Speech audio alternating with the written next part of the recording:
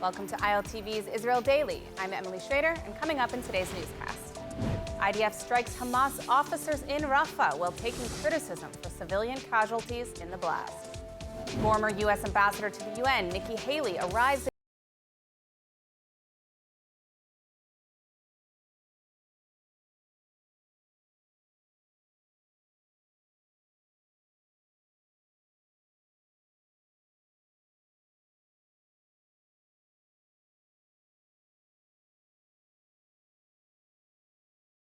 shooting incident that occurred today between Israeli IDF soldiers and Egyptian forces on Israel's border with Egypt, near Rafah. So far, reports have confirmed the casualties on the Egyptian side, and this story is still developing.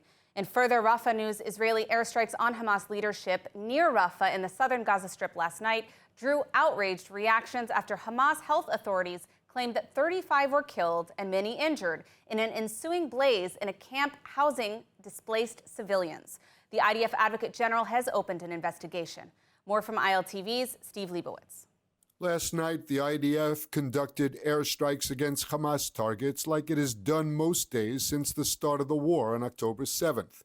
In this case, the airstrikes targeted a Hamas compound and eliminated 2 commanders in the terror group's ranks. But a fire ignited, carrying over to displaced persons tents near the United Nations headquarters northwest of Rafah, a location designated as a humanitarian zone by Israel. A spokesman at the Hamas-run health ministry claimed that 35 civilians were killed. The number was likely to rise, and that most of the casualties were women and children. The IDF said that it struck a Hamas compound in the Tel Sultan area of northwestern Rafah, where senior officials in the terror group were gathered.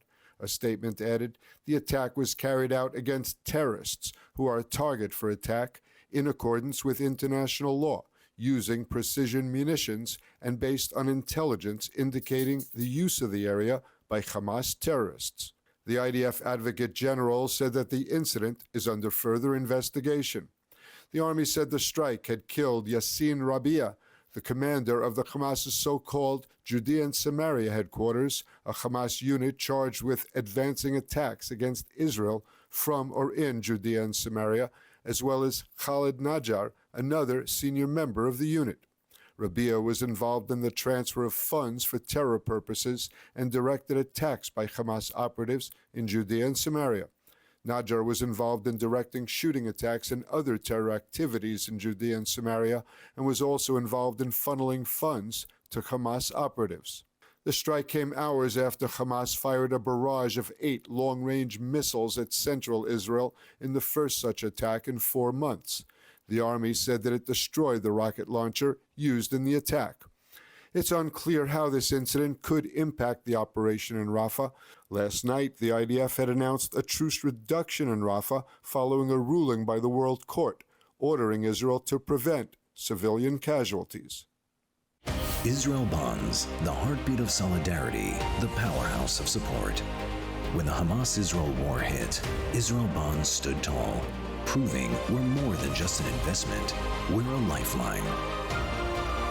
Investing in Israel bonds isn't just a financial move, it's a declaration for resilience, strength, and a better future for Israel. Join us and let solidarity echo through generations. For the first time in 4 months, rocket attacks struck central Israel. Hamas launched a long-range barrage of rockets from Rafah that reached all the way to Tel Aviv and Herzliya. Children, parents, and the elderly ran to shelters to protect themselves. ILTV's Rachel Safdie is at one of these bomb shelters in Tel Aviv with more. Rachel, what can you tell us about this rocket attack?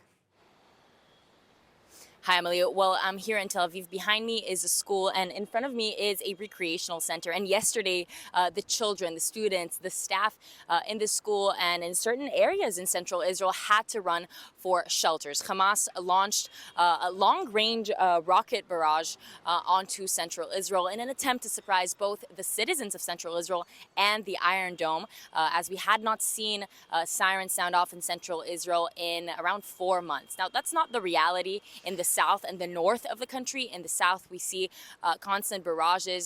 The citizens of the south of Israel are used to running to shelters. And in the north, just yesterday, we saw a barrage by the terror group Hezbollah that even injured a man in Kiryat Shmona, lightly injured. And was there any damage or injuries? Right. Well, the Iron Dome did intercept 3 of the rockets launched, but we still did see some damage and some light injuries. We saw a house hit in Ertelia and quite damaged. We also saw a small crater created in Kfar Saba due to one of the rockets. Now, it's important to note that we would be seeing a lot more injuries and even casualties possibly if Israel hadn't invested so much in the safety of their civilians. We see bomb shelters in every house, building, schools. You know, we see the very huge investment in the Iron Dome, and that differs from the leadership in Gaza. Hamas actually uses their civilians for their own safety. They operate from schools, from mosques, from residential areas, and that just goes to show the difference in leadership here, and that's why we don't see as many injuries here in Israel. Thank you, Rachel, for that update. Former U.S. Ambassador to the UN, Nikki Haley, is in Israel right now on a solidarity visit. ILTV's Lidar Grave-Lazi spent the day touring with her in southern Israel. Let's take a quick look.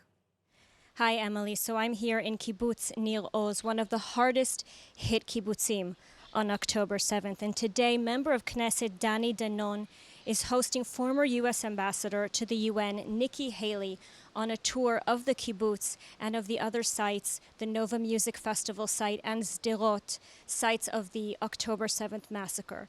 The former ambassador is here on a solidarity mission with Israel, and she's taking in all of the sites today. And right now, I just want to show where we are. We're standing outside the Bibas family home. Kfir and Ariel Bibas, the 2 redhead boys who have become the symbols of the hostages, were kidnapped along with their parents from right here, from their home. You can see terrorists tried to break through, and the window with bullet holes, one of the atrocious sites, the October 7th massacre. They're still being held in Gaza today, over 230 days later. And this is one of the stops, one of the homes that Nikki Haley visited as she toured through the kibbutz. She heard personal stories from some of the kibbutz members who have lost family, who have family members held hostage in Gaza by Hamas. And she heard from them as she toured around the kibbutz. Thank you, Lidar. And do stay tuned for Lidar's full report. More on Nikki Haley's visit in tomorrow's newscast. Palestinian leadership took part in a special conference aimed at gaining legitimacy for international recognition of a Palestinian state. The conference was held yesterday in Brussels and was attended by foreign ministers of Norway, Spain, and Ireland, as well as others. Let's take a closer look at what went on there. The Palestinian Authority is pushing hard for diplomatic recognition of a Palestinian state following the moves by Ireland, Norway, and Spain. In Brussels this week, a conference was held between Palestinian leaders and European leaders to push other nations towards recognition. The international community, including the European Union, have been talking about support for the two-state solution based on the 1967 borders for decades. But we are no nearer to actually getting to that desired end state. And we firmly believe that without changing our approach, we will never get there. Spanish Foreign Minister José Manuel Álvarez told the conference that the two-state solution was the only way to peace. Norwegian counterparts also echoed similar sentiments on Palestinian statehood recognition, as did Saudi Foreign Minister Prince Faisal bin Farhan bin Abdullah at the conference. We focused in this meeting and the follow-up to the meeting in Riyadh, as has been described, also on the issue of keeping the two-state solution alive. Because there is a consensus, I think, among the international community that the only way to ensure the security not just of the Palestinian people and the rights of the Palestinian people, but also the security of Israel, is through a two-state solution. And the State of Israel has harshly condemned the recognition, and today the Foreign Minister, Israel Katz, announced the first punitive measure in response to Spain, prohibiting Spain from offering consular services to Palestinians in Jerusalem. The United States and other allies have also stated that while they support a two-state solution, they oppose unilateral Palestinian statehood. Following an agreement between Egyptian President el-Sisi and U.S. President Joe Biden, humanitarian aid began entering the Gaza Strip from Egypt via Israel's Kerem Shalom crossing. The deal came after the IDF captured the Gazan side of the Rafah crossing, and a backup of aid formed on the Egyptian side of the border. More from ILTV's Steve Leibowitz. Amid the war in Gaza, Israel continues doing its maximum to ensure that humanitarian aid reaches non-combatant civilians. After Israel captured the Gazan side of the Rafah crossing, the Egyptians stopped allowing aid to pass, causing a backup of hundreds of trucks in northern Sinai. The trucks are now rolling just 2 days after Washington and Cairo reached an agreement to transfer the aid via Kerem Shalom. Hamas is now targeting the site. Because of combat activities near and around the gate, the environment for bringing the assistance in is really challenged. And so we need to find a way to make sure that the assistance that would go through Rafah can get through safely. About 200 aid trucks, including 4 fuel trucks, reached Gaza through Kerem Shalom crossing after being rerouted from the Rafah crossing. According to the IDF, last week over 2,000 aid trucks entered Gaza via Kerem Shalom and other Israeli crossings. That aid is shipped after arriving at Israeli ports or being trucked in from Jordan. The IDF says that the impact of the U.S.-built floating pier used to bring in aid via sea is minimal. According to the Army, only about 127 trucks of food were brought into Gaza via the pier last week. They were transferred to international aid organizations in the Strip. Colombia-Israel relations have remained strong for years until President Gustavo Petro, who recently cut off ties with Israel and has announced plans to open an embassy for Palestinians in Ramallah in response to the Gaza war. But not all of Colombia's government agrees with this anti-Israel stance, and certainly not its people. Joining us is the director of the New Liberalism Party, Juan Manuel Galán Pachón. Mr. Pachón, thank you so much for joining us today. To start, I would love to hear from you how you view the current state of diplomatic relations between Colombia and Israel. Well, we have a long relationship of friendship and cooperation with Israel. We have a free trade agreement signed with Israel.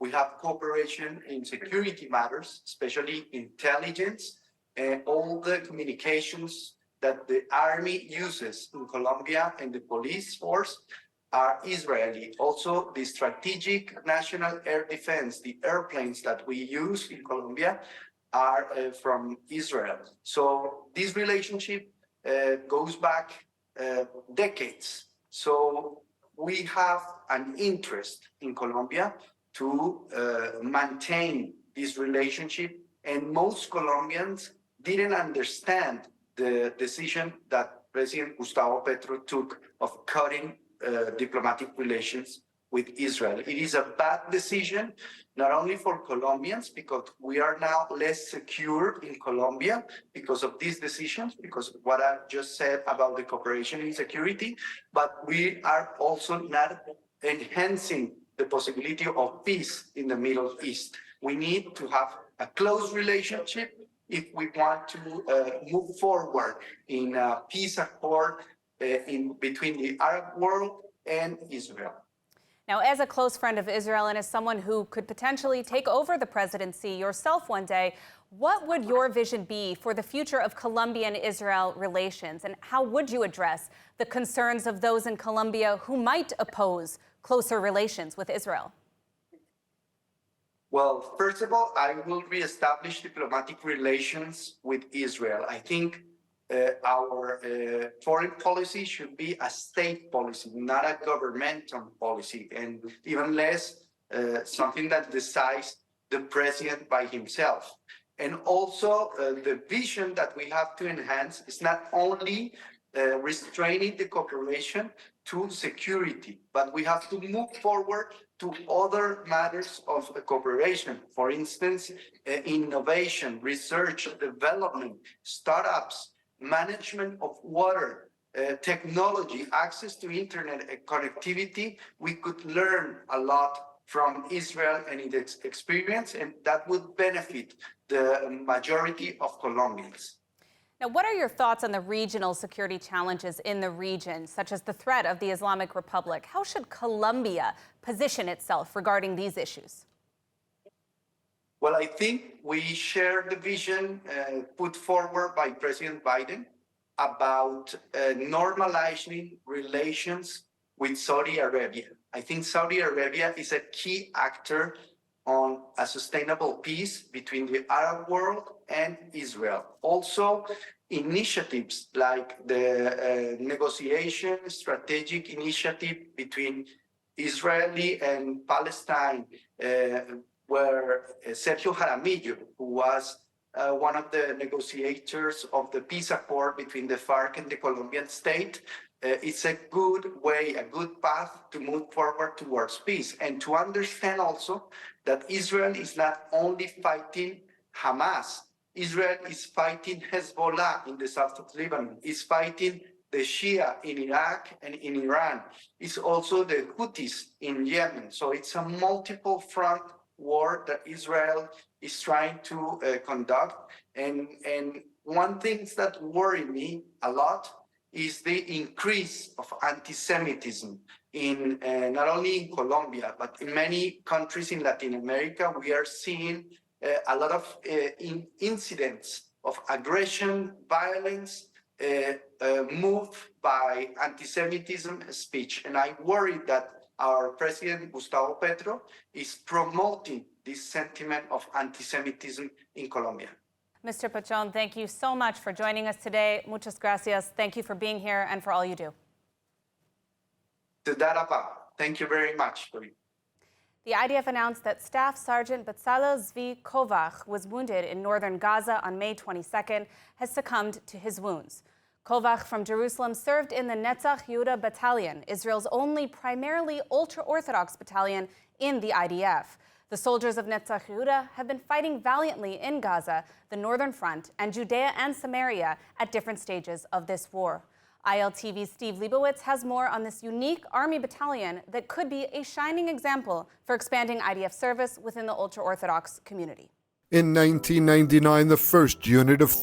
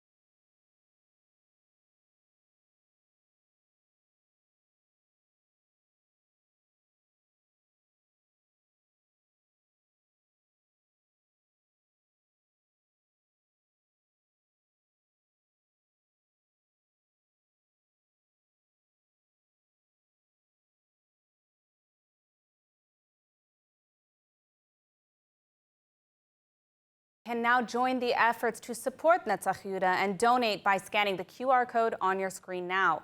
Now, on the topic of ultra-Orthodox enlistment in the IDF, which has been a hot topic for many years, but perhaps not enough is said today about the ultra-Orthodox soldiers who are already bravely defending our nation and serving in the IDF in the Netzach Yehuda Battalion. Now, here to speak with us about just that is Rabbi Zvi Klebino, the president and co-founder of the Netzach Yehuda NGO. Rabbi Klebano, thank you so much for joining us today. Thank you. Just to start, I would love to hear from you. Why is there a need for this special unit in the IDF? There's a tremendous need for Haredi soldiers in the IDF.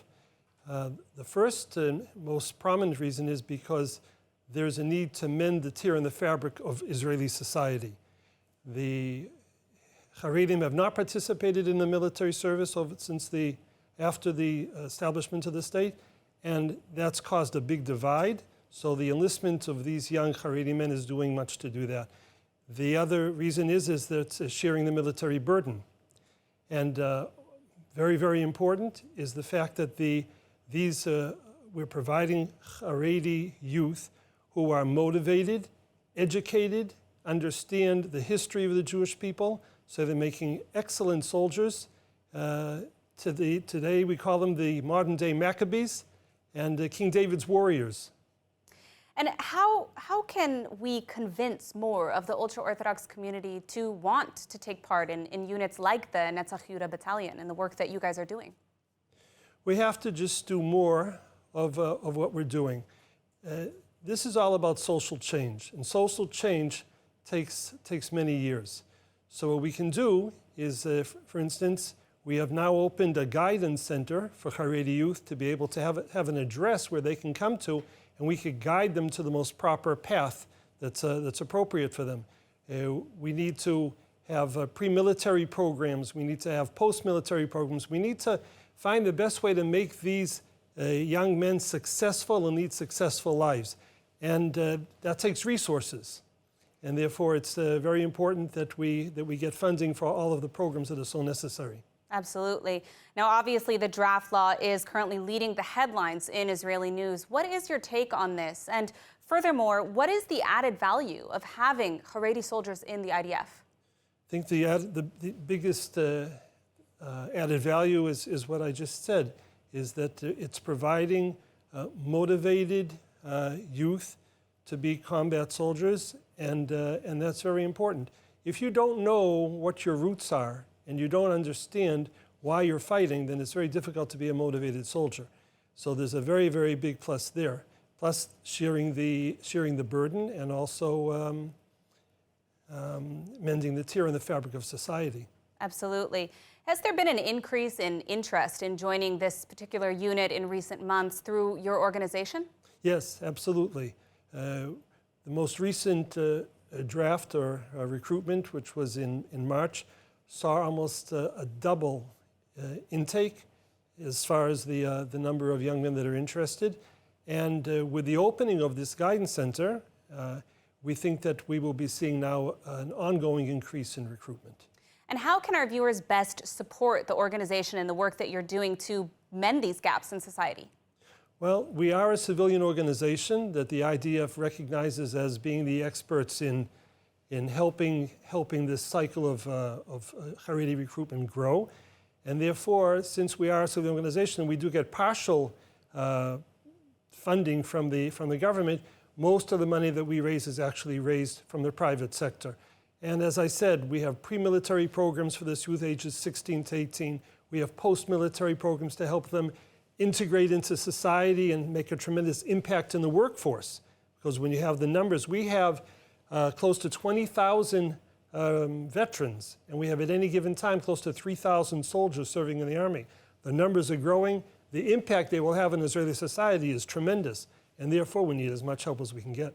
Absolutely. Well, Rabbi Klebano, we are out of time, but thank you so much for your insights and for the important work that you guys are doing at this work. Thank you very much. And now let's take a look at the weather forecast. Partly cloudy skies are expected tonight around the country, with temperatures reaching lows of around 19 degrees Celsius or 67 degrees Fahrenheit. Then tomorrow, mostly clear skies are expected alongside warm temperatures set to reach highs of around 29 degrees Celsius or 87 degrees Fahrenheit.